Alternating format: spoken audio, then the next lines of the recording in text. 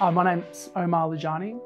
Currently I'm a caseworker here at Vinnie's in single men's crisis team, and we help the men that come here after their intake that are staying in the hostel, and we help them get to their goals of where they need to be and to get them from the crisis point out back into the community and to try and find accommodation as well. So when a client arrives at the Matthew Talbot for the first time, they're greeted by the support staff, and if there is a vacancy, they'll then go into an intake assessment with the support worker. From there, they'll ask them a bit about their background, about where they've come from and where they're at.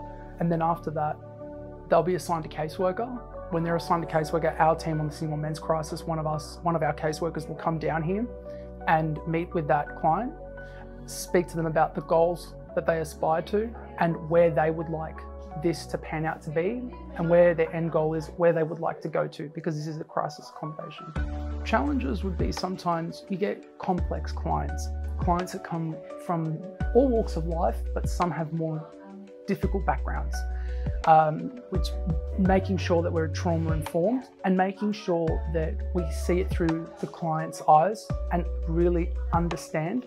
And if we need to work collaboratively with other services, we make sure we do that with a holistic approach.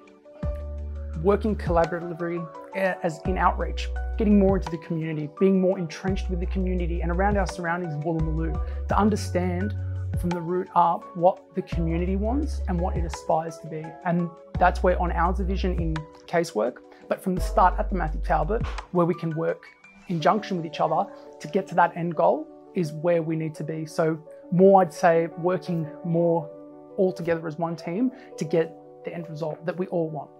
Don't judge someone because you see them out on the street. And homelessness can happen to anyone. It doesn't discriminate. It can happen to anyone of all walks of life. I personally have seen that with my clients that I've been given.